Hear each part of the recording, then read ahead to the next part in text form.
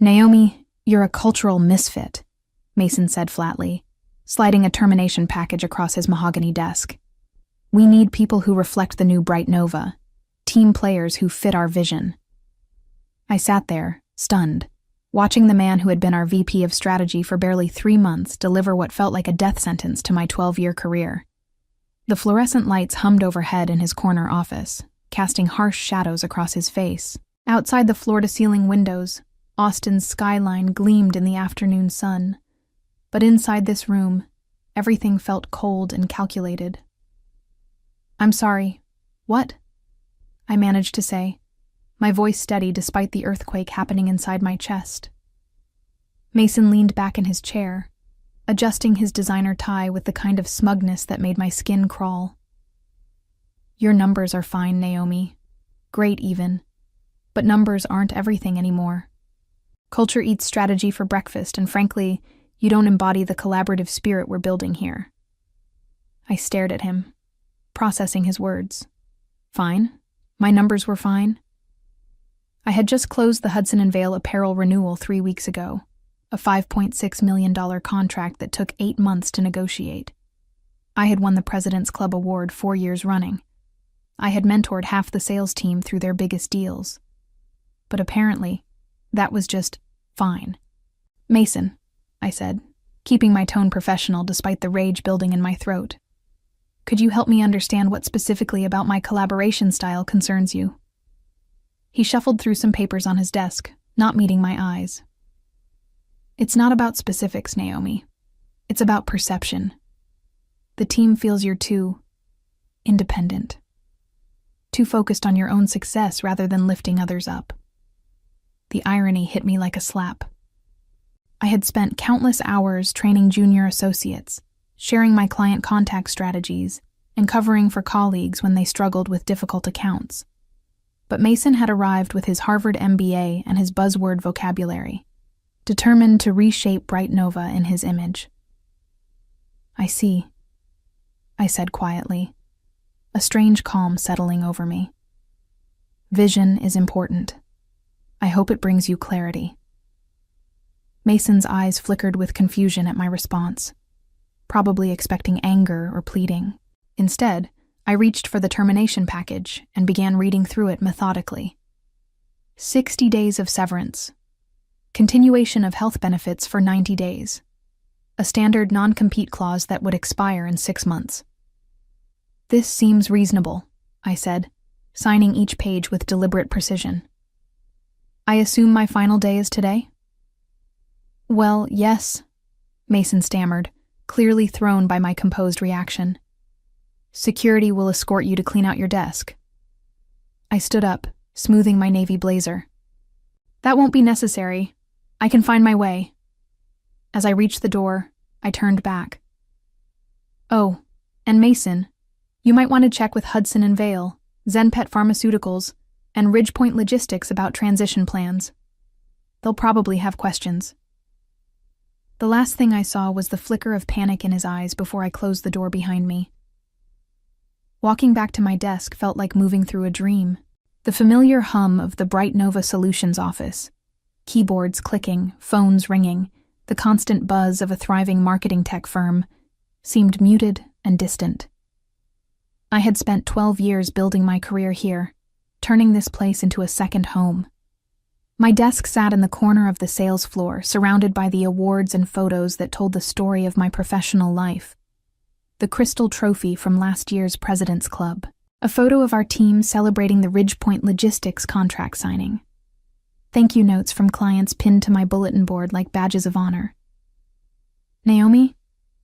Jessica's voice made me look up. She was 26, bright-eyed, and one of my most successful mentees. "Is everything okay? Mason's assistant said you were in a meeting for over an hour."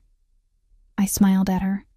This brilliant young woman I had helped navigate her first major client presentation just 2 months ago.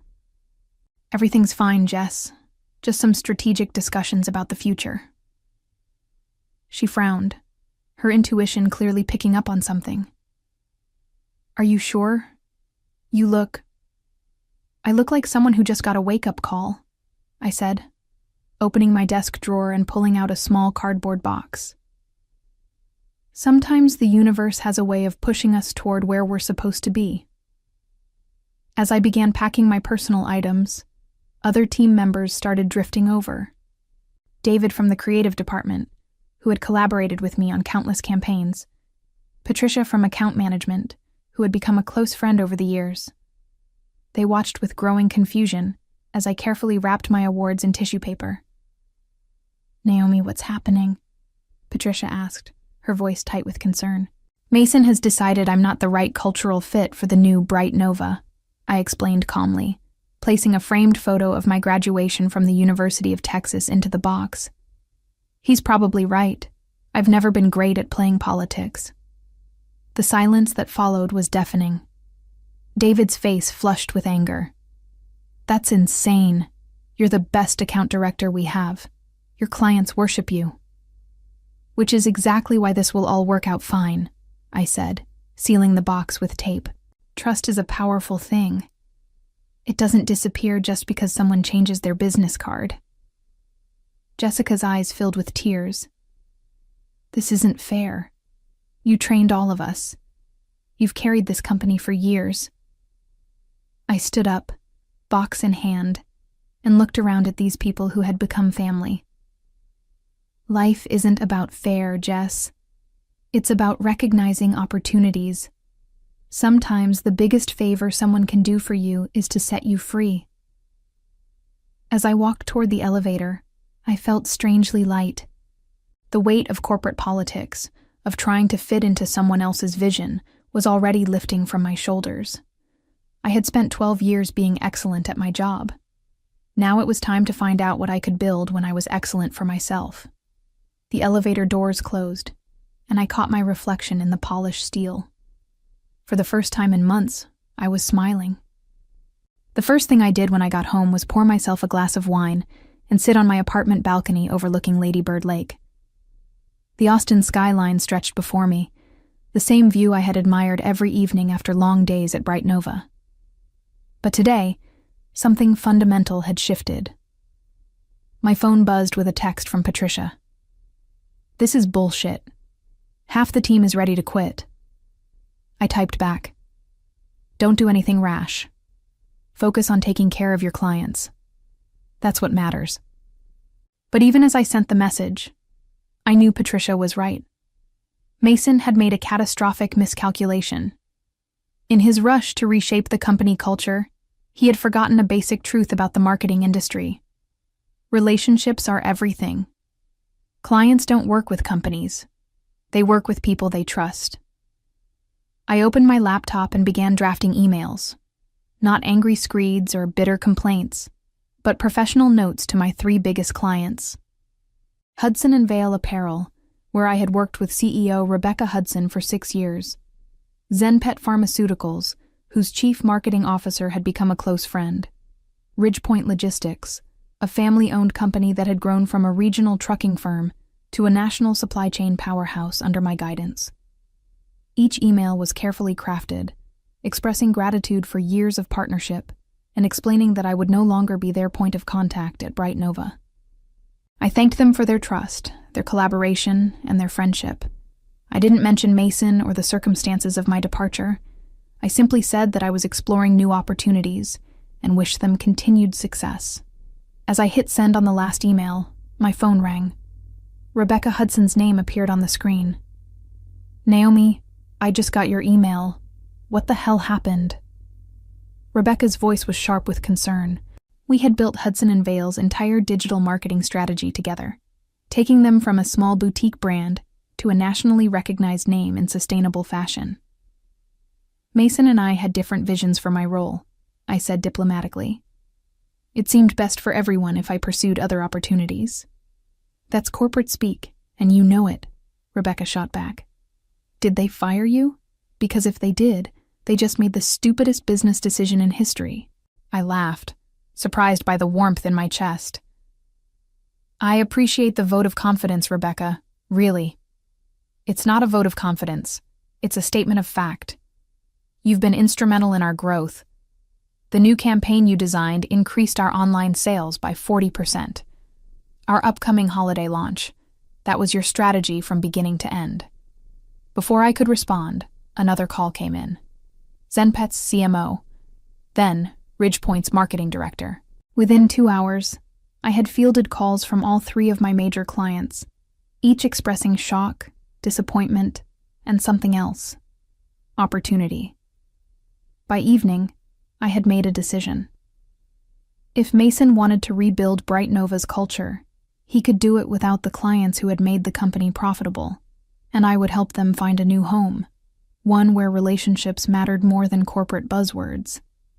The seed of an idea was taking root, and it felt like freedom. The next morning, I woke up with a clarity I hadn't felt in months. While Mason was probably settling into his corner office, preparing to announce his bold new direction for Bright Nova, I was already 3 steps ahead.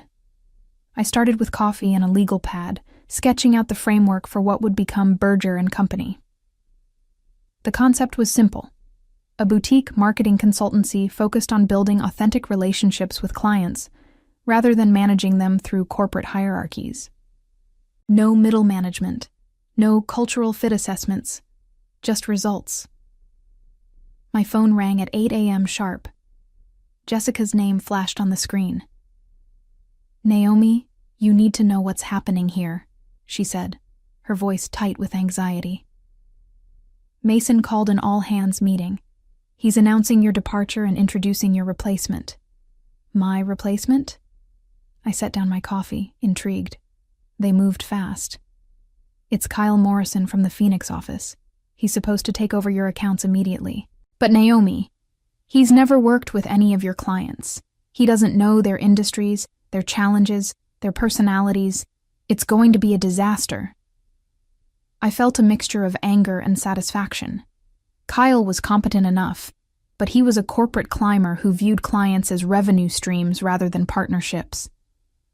Putting him in charge of accounts I had nurtured for years was like asking a stranger to perform surgery.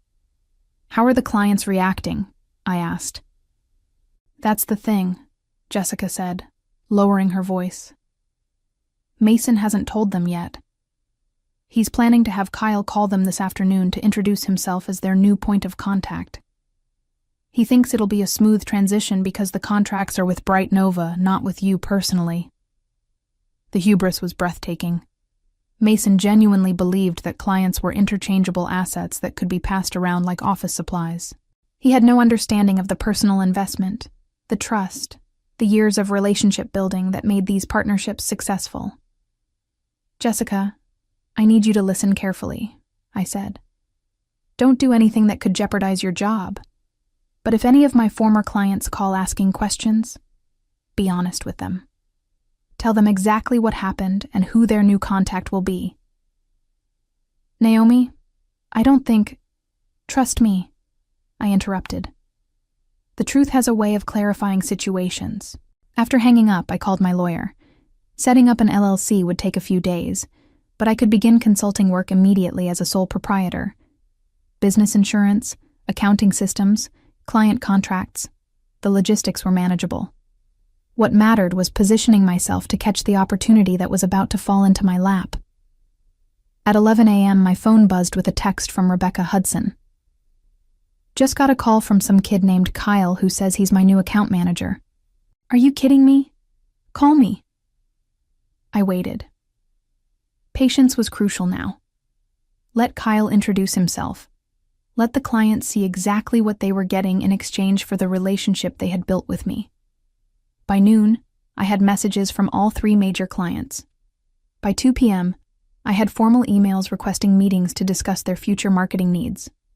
By 4 p.m., I was drafting proposals for Berger and Company's first consulting contracts. The irony wasn't lost on me. Mason had fired me for being a cultural misfit, but he had unknowingly created the perfect conditions for my independence. Every email from a confused client, every phone call expressing concern about the transition, every question about my availability for freelance work was validation that relationships, not corporate culture, drove business success. That evening, I received a call from David in Bright Nova's creative department. "Naomi, I don't know if you've heard, But Kyle had his first client call with Hudson and Vale today. Rebecca hung up on him after 20 minutes. She said he spent the entire time talking about Bright Nova's innovative solutions, instead of listening to her concerns about the holiday campaign. I winced. Rebecca Hudson was brilliant, demanding, and had zero tolerance for being patronized. Kyle had probably walked into that call with a standard pitch deck instead of understanding that Rebecca valued strategic dialogue over corporate presentations. "That's unfortunate," I said diplomatically. "It gets worse. Mason is in damage control mode. He's personally calling clients to smooth things over, but he's never worked directly with any of them. He doesn't know Rebecca's business model, or ZenPet's regulatory requirements, or Ridgepoint's supply chain challenges." The house of cards was already wobbling. I almost felt sorry for Kyle. He was a decent account manager who had been set up to fail. But business was business, and Mason had created this mess with his arrogance and poor judgment. "David," I said carefully, "if any clients ask about my contact information, you have my permission to share it." The revolution was beginning. Wednesday morning brought the call I had been expecting. Rebecca Hudson, CEO of Hudson and Vale Apparel, didn't waste time with pleasantries. "Naomi, I'm terminating our contract with Bright Nova. That Kyle person is completely incompetent, and Mason clearly has no idea how to handle our account. I want to hire you directly. What do I need to do?" I took a deep breath. This was the moment that would define everything. "Rebecca, I appreciate your confidence, but I need to be completely transparent. I'm starting my own consultancy, which means I can offer you more personalized service than any large agency. But I also need to make sure you understand the implications of leaving Bright Nova mid-contract." "I've already talked to our legal team," Rebecca said briskly. "The contract has performance clauses. If Bright Nova fails to deliver the agreed-upon services with qualified personnel, we can terminate for cause. Yesterday's call with Kyle was enough documentation for our lawyers." I felt a surge of admiration for Rebecca's decisiveness. She had built Hudson and Vale from a small, sustainable fashion startup into a $50 million brand by making tough decisions quickly and surrounding herself with competent people. "In that case," I said, "I'd love to discuss how Berger and Company can support your goals." By Thursday, I had signed contracts with all 3 of my former major clients. Hudson and Vale wanted to maintain their aggressive growth strategy while launching a new line of eco-friendly activewear. ZenPet Pharmaceuticals needed help navigating new FDA regulations for their pet supplement marketing. Ridgepoint Logistics was expanding into the Pacific Northwest and needed a comprehensive digital strategy. The combined value of these contracts was $8.2 million over the next 18 months. More than I had ever managed as a single account director. More than enough to establish Berger and Company as a serious player in the Austin marketing scene. But the real satisfaction came from knowing that each client had chosen to work with me not because of corporate politics or cultural fit, but because of proven results and trusted relationships. Friday afternoon, my phone rang with a number I recognized but hadn't expected to see. Mason Caldwell. "Naomi?" His voice was strained, lacking the confident smugness from our termination meeting. "I think we need to talk." "Hello, Mason. How can I help you?" "Look, there seems to be some confusion with our clients. Hudson and Vale, ZenPet, and Ridgepoint have all submitted termination notices. I'm hoping you can help clarify the situation." I leaned back in my desk chair, looking out at the Austin skyline where I was now renting temporary office space in a co-working facility downtown. "I'm not sure what needs clarification. I assume they explained their concerns during the transition process." "This is about the non-compete clause in your severance agreement," Mason said, his tone shifting toward threatening. "You can't solicit Bright Nova clients for 6 months." "Mason, I haven't solicited anyone. These clients reached out to me after experiencing the new service level at Bright Nova. They made their own business decisions based on their own needs." The silence stretched long enough that I wondered if the call had dropped. "Naomi," Mason finally said, "what would it take to bring you back? We could discuss a promotion, maybe a senior director role with more autonomy." The desperation in his voice was almost pitiable. A week ago, I was a cultural misfit who didn't embody collaborative spirit. Now I was suddenly promotion material. I appreciate the offer, Mason, but I'm very happy with my current situation. Burger & Company is exactly where I need to be. Your current situation is built on stealing our clients. My current situation is built on relationships I developed over 12 years of excellent service. Relationships that Bright Nova apparently didn't value enough to retain the person who created them. I hung up, feeling lighter than I had in years.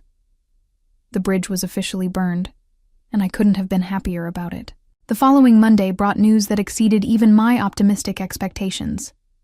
Patricia called from Bright Nova, her voice barely containing excitement. "Naomi, you're not going to believe what's happening here. It's complete chaos." I was sitting in my new office space, a modest but professional suite in a converted warehouse in East Austin. Exposed brick walls, large windows, and the kind of creative energy that actually fostered collaboration, unlike the sterile corporate environment Mason had been so proud of. "Tell me," I said, though I suspected I already knew. 3 more clients terminated their contracts this morning. Goldthorn Media, Ravens Park Ventures, and Kestrel Wynn Group. They all cited concerns about service quality and relationship management. Kyle Morrison tendered his resignation. He said he was set up to fail and refused to be the scapegoat for bad strategic decisions. I felt a pang of sympathy for Kyle. He was collateral damage in Mason's cultural revolution, a competent professional who had been thrown into an impossible situation. "That's unfortunate for Kyle," I said. "He deserved better." "But wait, there's more," Patricia continued, and I could hear the grin in her voice. The board called an emergency meeting. Apparently, losing 8 major clients in 2 weeks raised some questions about Mason's leadership vision. David heard from someone in accounting that we're looking at a 40% revenue shortfall for the quarter. The magnitude of the implosion was staggering.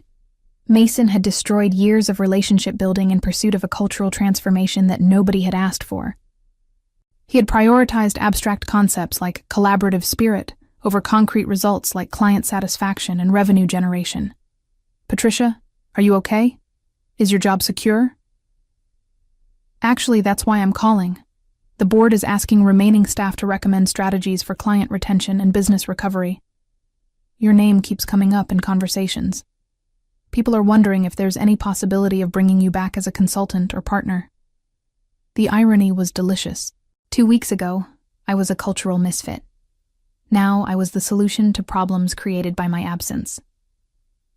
I appreciate the thought, but Burger & Company is committed to serving our current clients. We're not looking to take on additional partnerships right now. It was a polite way of saying what I really thought. Bright Nova had made their choice, and now they could live with the consequences. That afternoon, I received an unexpected visitor. Jessica arrived at my office with a folder under her arm and determination in her eyes. "I'm giving my notice at Bright Nova," she announced without preamble. "I want to work for you." I looked at this brilliant young woman who had become one of my closest mentees. "Jessica, I can't match your current salary. I'm still building the business. I don't care about the salary. I care about working somewhere that values competence over politics. Somewhere I can actually learn instead of navigating corporate nonsense." Her words reminded me why I had gone into marketing in the first place, to solve problems, build relationships, and create value for clients. Somewhere along the way, Bright Nova had lost sight of those fundamentals. If you're serious about this, we'll need to discuss it properly. But I have to warn you, working for a startup consultancy is nothing like working for an established firm. It's long hours, uncertain income, and constant hustle. Jessica smiled, the same eager expression she had worn during her first client presentation 2 years earlier. "Sounds perfect. When do I start?" By Thursday, I had hired Jessica as my first associate and signed 2 additional clients who had heard about Burger & Company through word of mouth. By Friday, I was fielding calls from other Bright Nova refugees looking for opportunities. The cultural misfit had become the culture creator, And Mason's vision of collaborative success was coming true, just not at Bright Nova. 6 weeks after my termination, the final blow landed with surgical precision. I was reviewing quarterly projections for Berger & Company when my phone rang. The caller ID showed a number I didn't recognize, but the voice was familiar. Naomi, this is Robert Chen, CEO of Bright Nova Solutions. I sat up straighter, the founder himself, calling personally. This was unexpected. Hello, Mr. Chen. How can I help you? I think you know why I'm calling. We've lost 12 major clients in 6 weeks. Our Q3 revenue is down 68%. The board is asking hard questions about leadership decisions. I waited, letting the silence stretch. Robert Chen was a brilliant businessman who had built Bright Nova from a 3-person startup into a $100 million agency. But he had also been notably absent during Mason's cultural transformation, traveling extensively while his VP of strategy dismantled everything that made the company successful. I understand this is a difficult situation, I said carefully. Naomi, I made a mistake. We made a mistake. Mason's termination was approved this morning. I am personally asking if you would consider returning as Senior Vice President of Client Relations. Full autonomy over your accounts, equity participation, and a compensation package that reflects your true value to this organization. The offer was staggering. Everything I had worked toward for 12 years, handed to me on a silver platter. SVP title, equity stakes, guaranteed autonomy. 6 weeks ago, I would have considered it a dream promotion. Mr. Chen, I'm honored by your confidence, but I have commitments to my current clients that I can't abandon. Your current clients are our former clients, Naomi. Bring them back.